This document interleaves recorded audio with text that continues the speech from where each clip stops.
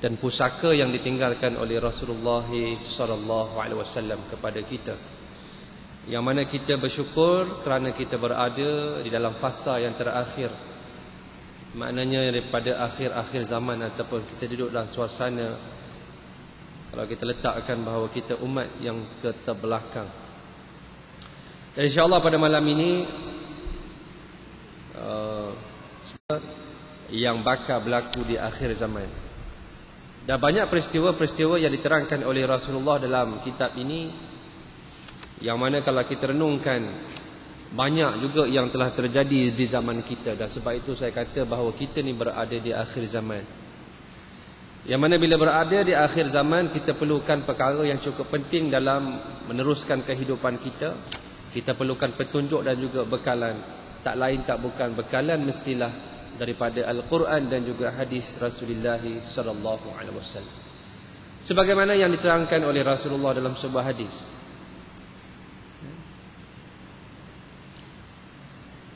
Rasulullah SAW menyuruh kepada kita berpegang kepada dua perkara yang cukup penting. Taraktum fikum amrain lan tadilu in tamassaktum bihima kitaballahi wa sunnata rasulih atau kama qala. Aku tinggalkan kepada kamu dua pusaka, dua perkara. Selama mana kamu pegang kepada kedua-duanya, kamu tak akan sesat selama-lamanya. Zaman apa yang kamu duduk, suasana apa yang kamu hadapi, kamu tidak akan sesat. Apa disebutkan oleh Rasulullah? Yang pertama, kitab Allah, iaitu kitab Allah, yakni Al-Quran. Yang kedua ialah sunnah Rasulullah, hadis-hadis yang ditinggalkan oleh Rasulullah SAW. Dan insyaAllah sebagai mukadimah pada malam ini, kita akan berkenal-kenalan dengan kitab yang diberi nama 40 hadis peristiwa akhir zaman, yang ditulis oleh Ustaz Abu Ali Al-Banjari Al-Nadwi. Kita nak lihat apakah mukadimah yang dilontarkan oleh Ustaz ataupun Tok Guru yang menulis kitab ini. Dalam mukadimah muka surat yang ketujuh, muka surat 1 sampai muka surat 6, tuan-tuan, dia letakkan di situ ialah konten ataupun isi kandungan daripada kitab itu. Adapun mukadimah dalam muka surat yang ketujuh, kita sama-sama renung dan kita lihat, sama-sama kita lihat, kita fahamkan apakah yang nak disampaikan, nak dinukilkan oleh penulis. Sudah lebih dari 1400 tahun kita ditinggalkan oleh junjungan besar Nabi Muhammad sallallahu alaihi wasallam. Dan alhamdulillah sampai ke saat ini kita masih lagi dapat merasakan nikmat iman dan Islam, yang merupakan buah dari usaha dan kegigihan yang berterusan dalam memikul tugas yang diwariskan oleh Rasulullah sallallahu alaihi wasallam. Para sahabat, tabi'in dan alim ulama sudah berganti memikul tugas sebagai pewaris Nabi. Pertamanya Tok Guru menerangkan bahawa kita diam tidak diam, kita telah ditinggalkan oleh Nabi 1400 tahun lama. Kita rasa bersyukur kita masih lagi berpegang dengan apa yang kita letakkan prinsip, iaitu dalam keadaan iman dan Islam. Nikmat yang saya selalu sebutkan, nikmat yang cukup besar yang Allah berikan di atas muka bumi ini dua. Dan dua nikmat lagi Allah beri setelah kita meninggal dunia, iaitu di akhirat. Di atas muka bumi ada dua nikmat. Nikmat ilmu, yang kedua nikmat iman. Dia saling terikat. Dengan sebab ilmu, orang itu beriman. Untuk beriman, dia berhajat kepada ilmu. Sebab itu Imam Ahmad bin Hanbal menegaskan, hajatun nasi ilal ilm akthar min hajatihi ila ta'ami wasyarab. Keperluan, hajat manusia kepada ilmu itu lebih penting daripada keperluan dan hajat manusia itu kepada makan dan minum. Sebab itu kalau kita lihat dari sudut hierarki susunan keperluan manusia yang ditulis oleh seorang pakar sosiologi, pakar pendidikan barat yang bernama Abraham Maslow, Bawah sekali yang utama diletakkan keperluan fisiologi, makan, minum, udara. Betul tuan-tuan? Maknanya kalau tak makan, tak minum, tak dapat oksigen, mati. Tetapi kata Imam Ahmad bin Hanbal, kalau orang tak ada makanan, dia mati. Kalau orang tidak ada ilmu, maka dia akan sesat.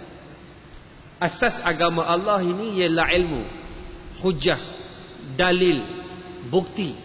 Bila turun ayat atas muka bumi ini, pertama Allah menyuruh kita iqra, belajar, selidik, kaji, tengok, lihat, dengar, pandang. Dah yakin akan kebenaran ini, barulah terima, kerana agama ini asasnya ialah ilmu, asasnya ialah hujah.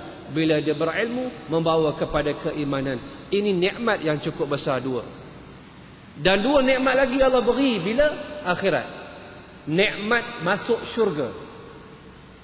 Yang kedua, nikmat melihat Allah Subhanahu wa taala yang dipanggil ru'yatullah, bagi orang-orang yang masuk syurga Allah Subhanahu wa taala. Itu kejayaan yang paling besar. Faman zuhziha 'anil nar wa udkhilal jannah faqad faza. Orang-orang yang dijauhkan daripada neraka, dimasukkan ke dalam syurga, itulah sebenarnya kejayaan yang diberikan oleh Allah Subhanahu wa taala. Dah masuk dalam syurga, diberi nikmat lain.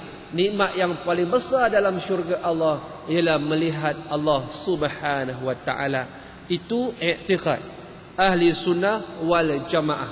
Makna dia melihat Allah Subhanahu wa taala itu perkara yang akan berlaku. Cuma kaifiat bagaimana melihat Allah, wallahu a'lam bisawab. Bukan dengan mata yang ada pada hari ini, bukan apa yang kita fikirkan dalam otak kita yang cetek. Terserah kepada Allah Subhanahu wa taala.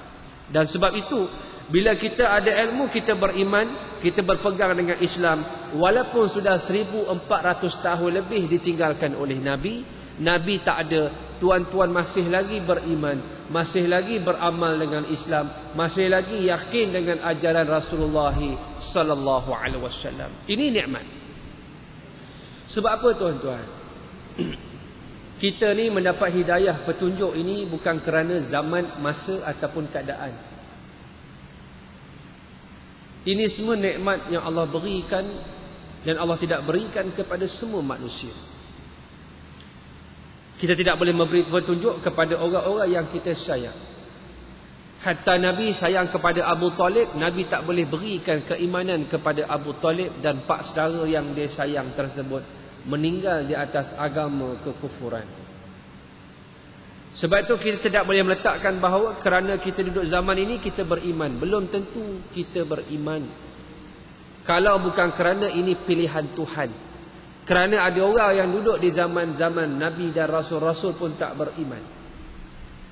Bahkan tuan-tuan buka Yasin, baca surah Yasin hari Jumaat, hari Khamis malam Jumaat, Allah menyatakan dalam sebuah kampung, bagaimana dinyatakan dalam surah Yasin, keadaannya Allah mengirimkan dalam satu zaman itu 3 orang rasul.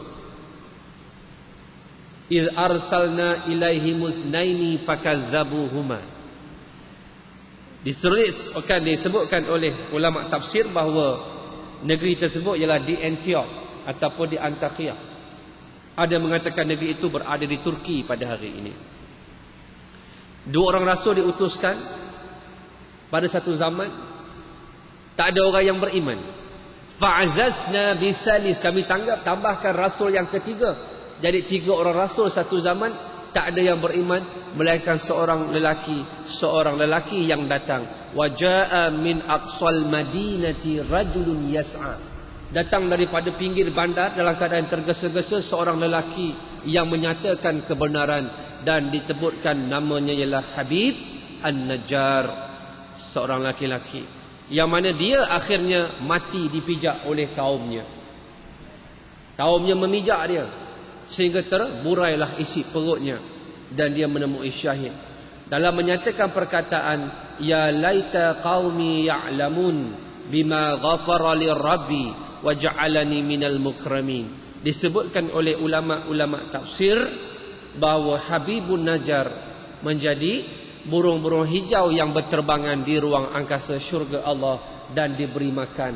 Kalaulah kaum aku tahu keadaan aku sekarang, bagaimana aku dimuliakan oleh Allah di atas keimanan yang aku pegang, dan aku mati syahid, nescaya mereka akan mengikut jejak langkah aku. Tuan-tuan bayangkan, 3 rasul satu zaman, seorang je yang beriman. Zaman kita tak ada nabi, tak ada rasul. Yang ada rasul pun dah kena penjara 10 tahun. Yang tu Haji Kahak, rasul kena penjara 10 tahun. Itu rasul Melayu. Nak ceritanya bahawa kita masih lagi dalam keadaan beriman. Ini nikmat yang cukup besar. Dan para sahabat, tabi'in dan alim ulama silih berganti memikul tugas sebagai pewaris Nabi. Maksudnya memikul tugas sebagai pewaris Nabi ini bukan sebagai pewaris ini menerima harta pusaka daripada Nabi, tetapi memikul beban kerja sebagai orang yang menyebarkan risalah Islam, menyebarkan dakwah, menyampaikan kebenaran sentiasa berterusan. Kerana apa? Kerana ianya perkara yang tidak akan berkesudahan, bahkan berterusan sampai bila-bila. Dengan semangat inilah Islam sampai ke negara kita, dan sampai saat ini umat Islam merupakan 1/5 dari penduduk dunia. Penduduk Islam kat dunia ni cukup ramai, tuan-tuan. Kalau ikut perangkaan 1996, satu perangkat yang cukup lama, dan juga 2002. Nak ceritanya daripada penduduk dunia, 5 penduduk dunia, seorang itu rasionya mestilah Islam. Ramainya penduduk dunia pada hari ini. Cukup ramai. Kan? Nak ceritanya ramainya penduduk dunia pada hari ini istiqamah. Walaupun dari masa ke semasa umat Islam selalu ditimpa malapetaka dan menghadapi bermacam-macam ujian, namun dengan limpah kurnia dan kasih sayang Allah Subhanahu wa taala, umat Islam masih wujud dan masih lagi mempunyai nilai-nilai agama kehidupan, walaupun kita mengakui adanya kekurangan di sana dan juga di sini. Bahawa ini janji Nabi. Nabi pernah bersebut dalam sepotong hadis, Nabi menyebut bahawa akan datangnya Islam, akan sampainya Islam di mana juga ada malam dan siang. Bahawa di mana saja ada malam, di mana saja ada siang, di atas muka bumi Allah ini akan sampai Islam. Kerana Islam ini ada ataupun tidak, wujud ataupun tidak, adalah hasil daripada ketentuan Allah Subhanahu wa taala. Liyuzhirahu ala dini kullih. Allah yang menzahirkan agama ini. Allah yang memastikan agama ini akan tersebar, bukan kerja manusia. Manusia menyampaikan, yang menentukan Allah, yang menentukan Allah Subhanahu wa taala. Kerana agama ini datang daripada Allah Subhanahu wa taala. Dan Al-Quran dan hadis adalah pusaka yang ditinggalkan oleh Rasulullah sallallahu alaihi wasallam kepada umatnya.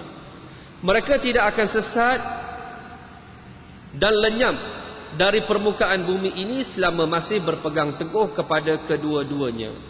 Al-Quran dan hadis adalah pegangan yang tidak luntur dan sumber segala kekuatan serta keterangan yang lengkap dan jelas tentang hakikat Islam itu sendiri. Sebab itu kita sebagai orang yang beriman, orang yang Islam, asas kita, sumber kita, kekuatan kita kepada 2 perkara ini, Al-Quran, As-Sunnah. Sebab itu setiap hari Jumaat, khatib akan membaca sepotong ayat daripada surah An-Nisa ayat 59. Selalu kita dengar khatib menyebut, Ya ayyuhallazina amanu ati'ullaha wa ati'ur rasul wa ulil amri minkum fa in tanaza'tum fi syai'in farudduhu ila Allahi wa rasul in kuntum tu'minuna billahi wal yaumil akhir dzalika khairun wa ahsanu ta'wila.